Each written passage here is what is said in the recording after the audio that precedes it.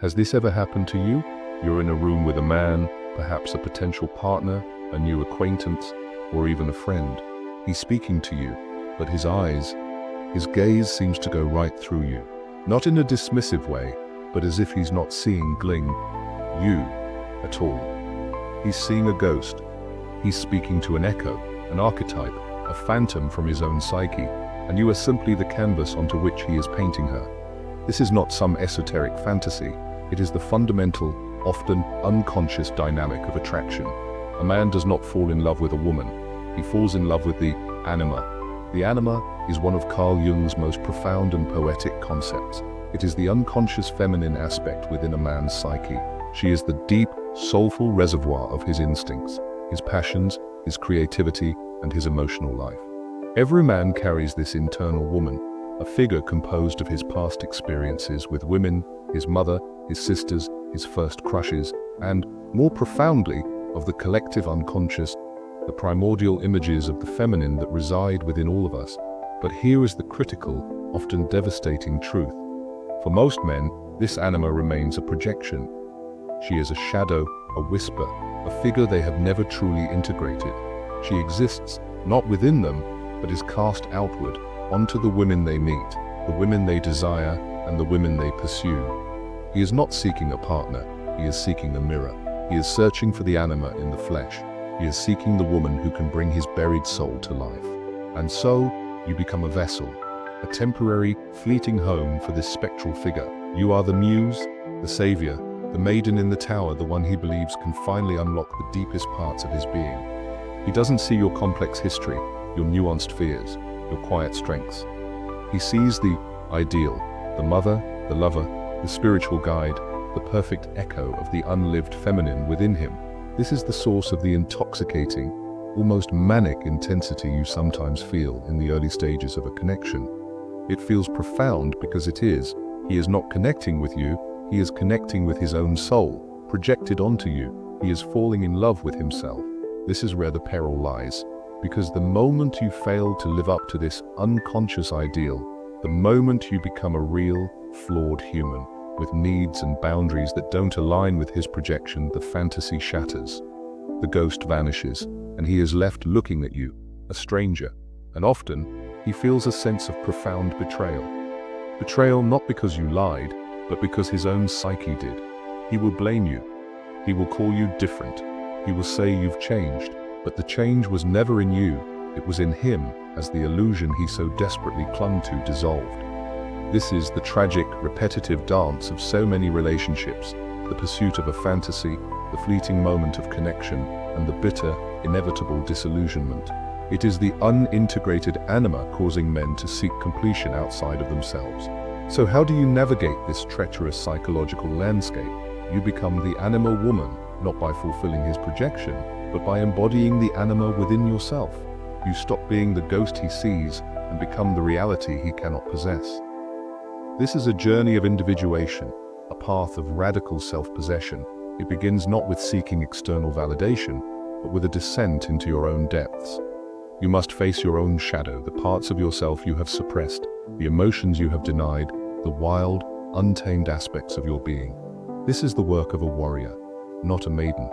It is the work of embracing your rage, your desires, your selfishness, and your raw power. It is the courageous act of becoming whole. This process of integration is not about becoming what he wants you to be. It is about becoming who you were always meant to be. The woman who has done her shadow work no longer fears her own darkness. She understands that her anger is a boundary, her sadness is a signal, and her desires are a compass. She does not repress these parts of herself for the sake of being good or easy to love.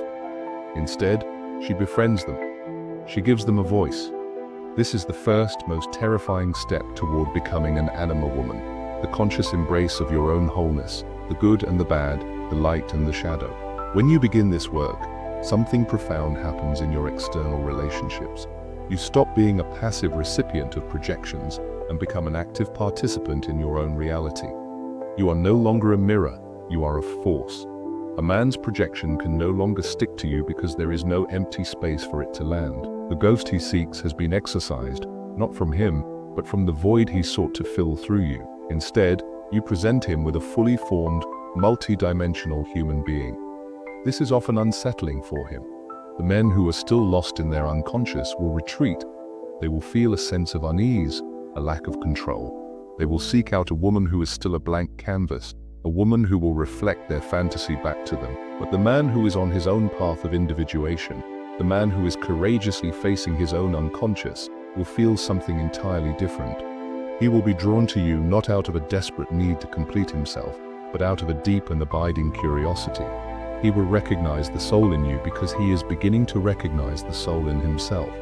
This connection is not a fleeting infatuation born of fantasy. It is the slow, steady burn of two individuals meeting on a shared path. This is the difference between a man who wants to possess a ghost and a man who wants to walk beside a human.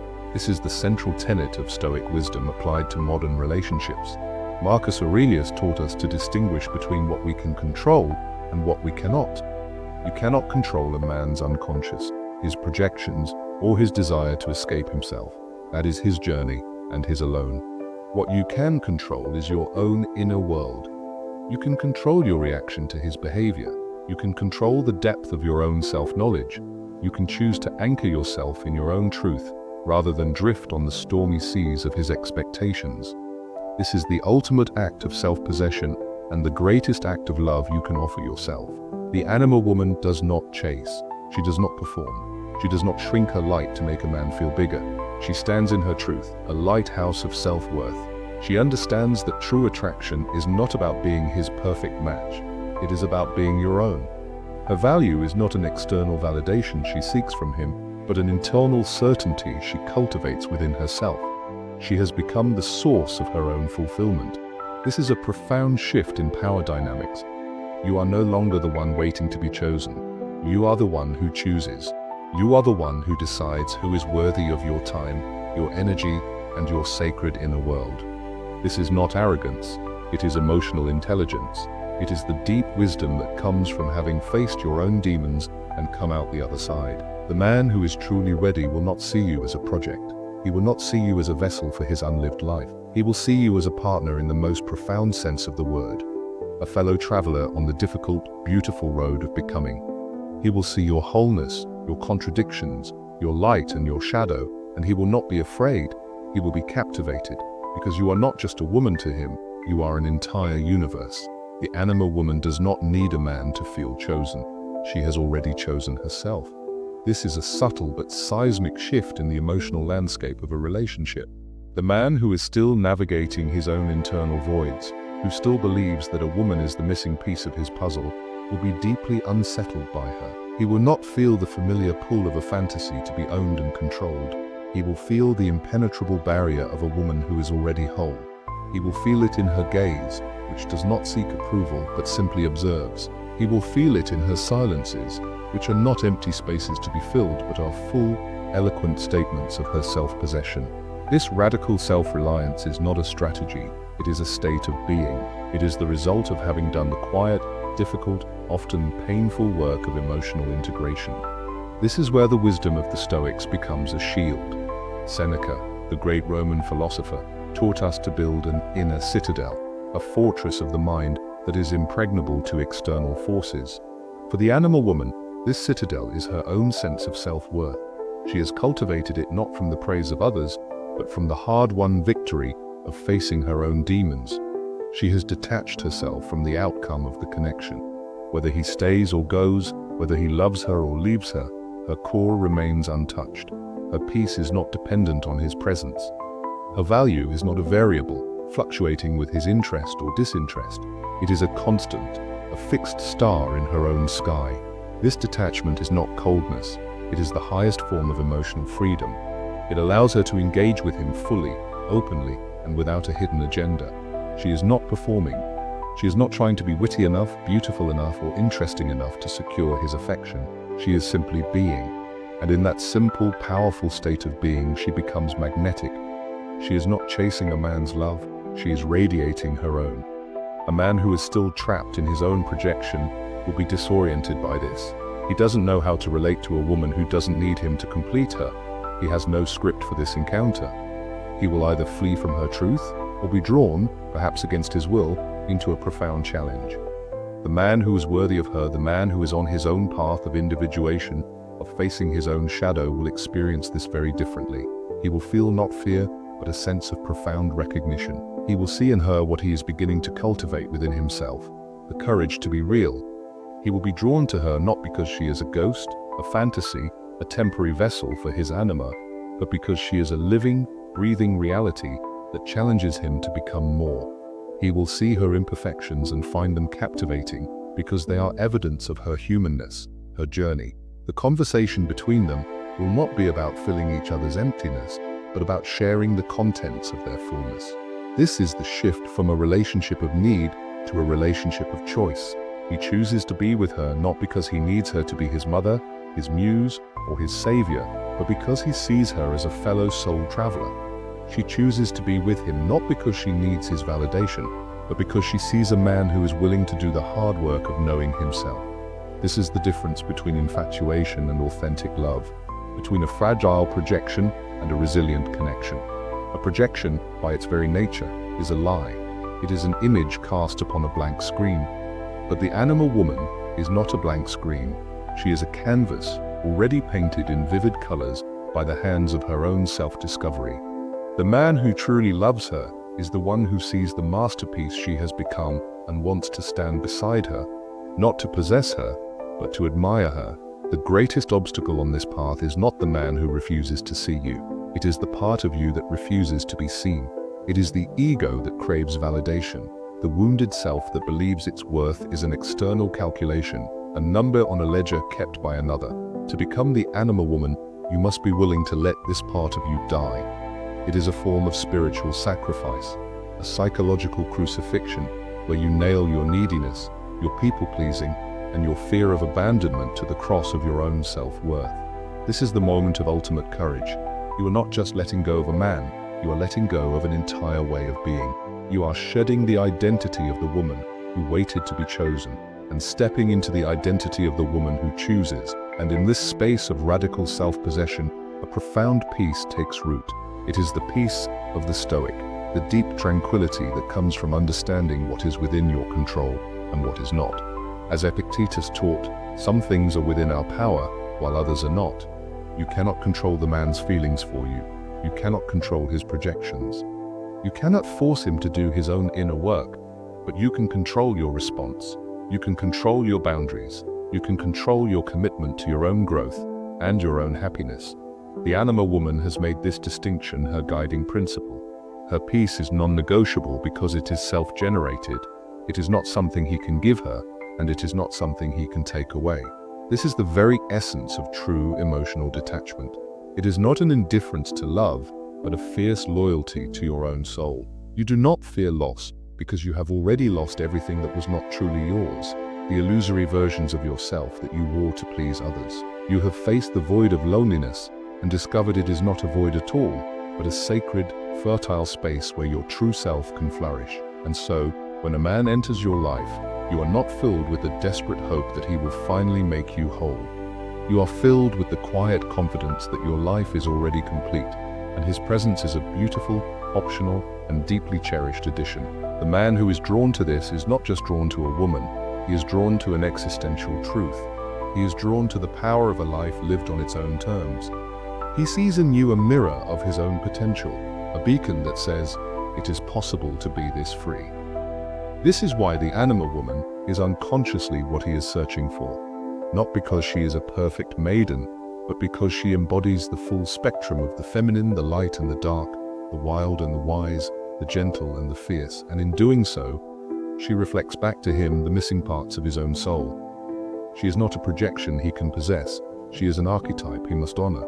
She is the embodiment of the sacred, the feminine wisdom that has been lost and is now, through her, beginning to return. This is not a destination, but a continuous journey. You will not one day arrive as the anima woman and be immune to all pain. The work is never truly done. But with each step you take, you build your inner fortress higher. You become more discerning. You become more aligned with your own truth. You learn to listen not to the frantic whispers of the ego, but to the deep, resonant voice of your own soul. You become a force of nature, untamable and unapologetically real. And for the man who is brave enough to see you, this is not just a relationship, it is a pilgrimage. And so, we arrive at the culmination. This is not a journey to become a better partner for a man, it is a journey to become a whole, sovereign self for the sake of your own sacred existence.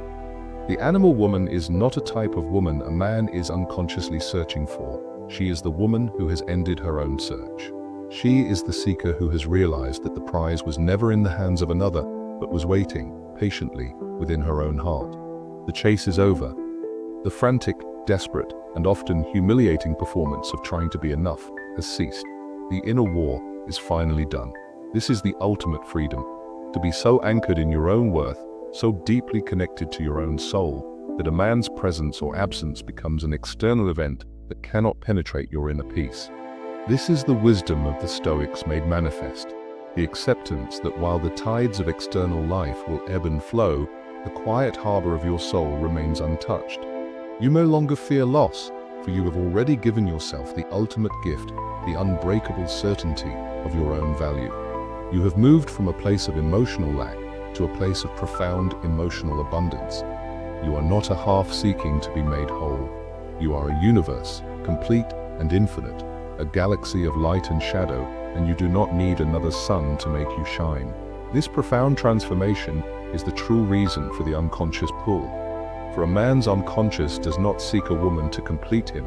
It seeks a woman who is already complete. It seeks a woman who can be a mirror not of his fantasy, but of his own unlived potential. He is unconsciously searching for the anima in the flesh, not so he can possess her, but so he can finally see her and be inspired to find his own. He is drawn to the power, the peace, and the radiant self-possession that can only be cultivated by a woman who has walked through the fire of her own shadow and emerged unbroken. She is not a prize to be won, she is a truth he must reckon with. This, then, is the final, most crucial lesson. The purpose of all this work was never to get the man. It was to get you. It was to reclaim your sovereignty, to re-establish your relationship with your own soul, and to live a life so rich in self-knowledge and self-love that a relationship becomes an expression of that love, not a desperate attempt to acquire it. The man who is truly ready will not see you as a vessel to be filled, but as a masterpiece to be cherished. He will not try to fix you, for he will see that you are not broken. He will simply be a man of courage, standing in awe before a woman of wisdom, and he will ask to walk the path with you, not to lead you, not to save you, but to witness your magnificent journey. And in that moment, you will know that you are not just a woman, you are the living embodiment of the feminine archetype. You are not just a person, you are a force. You have become the anima, and the search is over.